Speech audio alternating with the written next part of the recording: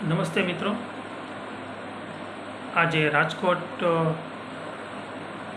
Game zone અગ્નિકાંડમાં જે ઘટના બની તેમાં તમામ લોકો જે મૃત્યુ પામ્યા છે સૌપ્રથમ તો તેમને શ્રદ્ધાંજલિ પાઠવું છું અને સાથે સાથે લોકોને ન્યૂઝમાં જોયું છે, યાદ પણ હશે કે રાજ્ય સરકારે તરત જ ફરમાન કર્યું કે રાજ્યમાં ચાલતી પણ ગેમ ઝોનો જેટલી પણ અલગ અલગ તાલુકા જિલ્લાઓમાં ચાલે છે તે તમામ ગેમ ઝોને તાત્કાલિક ધોરણે બંધ કરવામાં આવે. સાંભળ્યું છે ને, એવો રાજ્ય સરકારનો આદેશ હતો અને તાત્કાલિક ધોરણે તેનું અમલીકરણ પણ થયું અને હાલમાં બંધ કરવામાં પણ આવેલી છે અને તે લોકોનું એનઓસી લેટર અને સહિતની કાગળની દસ્તાવેજી પ્રક્રિયા ચાલુ છે અને ટૂંક સમયમાં શરૂ પણ થશે. પણ હું એ વાત કહેવા માગું છું કે રાજકોટની જે ઘટના બન્યા પછી સરકારે એવું ફરમાન કર્યું કે બધી જ ગેમ ઝોનો અલગ અલગ તાલુકા જિલ્લાઓમાં ચાલતી હોય તે બંધ કરવામાં આવે. એટલે તેનો મતલબ શું થયો કે તે અગાઉ ચાલુ હતી, સરકારે ચેકિંગ તો કરેલું નહીં હોય, એટલે તમે ને હું મોતને ભેટી જવાની અગાઉના સમયમાં પૂરેપૂરી સંભાવનાઓ પણ હતી. ગેમ ઝોનમાં તો મોટાભાગે નાના બાળકો જ હોય છે, જેને તમે કે હું પોતાના બાળકોને ત્યાં ગેમ ઝોનમાં મનોરંજન માટે લઈ જતા હોવી જોઈએ, તો ત્યાં પણ આપણે જોયું હોય છે કે પૂરતા સાધનો આજ સુધીમાં તો આપણે ખ્યાલ હતો નહીં કે આવી કોઈ ઘટના બને તો તેની બચાવ કામગીરી માટે ફાયર સેફ્ટીના અભાવના કારણે મૃત્યુ પણ પામી શકાય તેવું છે, કોઈ પણ દુર્ઘટના પણ બને છે.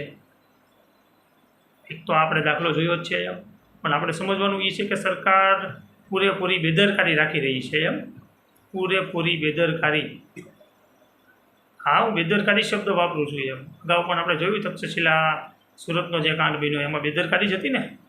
સરકારે જો ચેકિંગ કરેલું હોત તો તે ઘટના ન બની હોત, ત્યાં ફાયર સેફ્ટીના પૂરા સાધનો હોત તો તે ઘટના જ ન બની હોત, અટકી શકી હોત પણ છતાં પણ રાજકોટની જે ઘટના બન્યા પછી આપણે સમજવાની જરૂર છે કે આપણી આ સરકારને આપણી બિલકુલ પડી નથી, બિલકુલ આપણી કોઈ ફિકર નથી. એને રાક્ષસી બહુમતી મળી ચૂકેલી છે.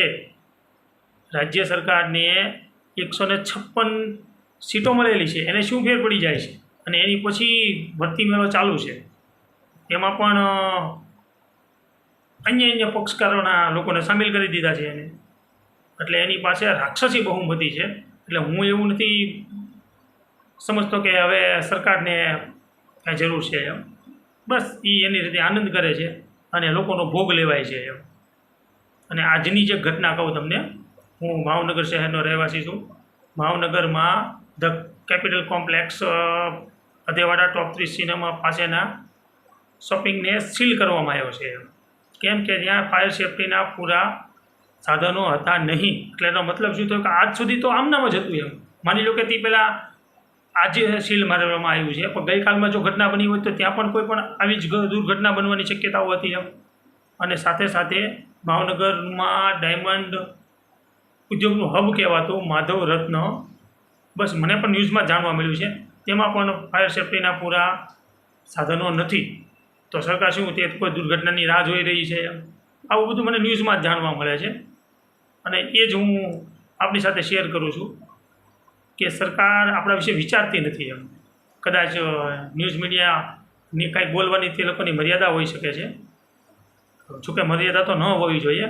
આમાં આજની જે ઘટના તમને કહું તો રાજકોટમાં પ્રેસ કોન્ફરન્સ દરમિયાન જે ક્રાંતિકારી પત્રકાર મિત્રો હતા તેમને સત્તાધારી પક્ષના નેતાઓને સવાલ પણ કર્યા અને ત્યારે નેતાઓ જવાબ ન આપી શક્યા અને બસ પ્રેસ કોન્ફરન્સમાંથી સીધા ઊભા થઈને ચાલવા માંડ્યા. તે લોકો પાસે જવાબ નહોતો અને રાજકોટની મહિલા મેયરશ્રી, જેને પ્રથમ નાગરિક ગણવામાં આવે છે, પત્રકારોએ તેમને પીછે જઈ સવાલો કર્યા. એક પણ સવાલનો જવાબ આપ્યા વગર તે ચાલ્યા ગયા. એટલે જે પત્રકાર મિત્રોએ પોતાની જવાબદારી સમજીને સત્તાધારી પક્ષોને સવાલ કરતા થયા છે અને આજની તારીખમાં તમે જોયું તે તમામ પત્રકાર મિત્રોને હું સલામ કરું છું અને લોકોને માત્ર ને માત્ર એક જ મેસેજ આપવા માગું છું કે હવે આપણે જાગી જવું પડશે. સરકારને આપણી બિલકુલ પડી નથી. કોઈ પણ જગ્યાએ જતા હો તો ચોક્કસ ને ચોક્કસ હવે આપણે ફાયર સેફ્ટીના સાધનો છે કે નહીં ગેમ ઝોન હોય, કોઈ હોટલ હોય, કોઈ રેસ્ટોરન્ટ હોય કે કોઈ પણ એવા પબ્લિક સ્થળ ઉપર જતા હોય અને ત્યાં પણ કોઈ પણ દુર્ઘટનાઓ બનવાની શક્યતાઓ જો આપણને દેખાતી હોય તો ચોક્કસ આપણે ત્યાંના સંચાલકોને પૂછવું પડશે કે ભાઈ તમારી પાસે પૂરતા સાધનો છે કે નહીં, ફાયર સેફ્ટીના અથવા તો કોઈ દુર્ઘટના બને તો છે કે નહીં. એમ હવે પૂછવું પડશે, કેમ કે સરકારને તો આપણી પડી જ નથી. એમ તો આપણે હવે જાગૃત થવું પડશે. એમ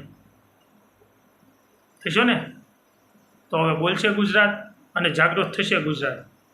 જય હિન્દ.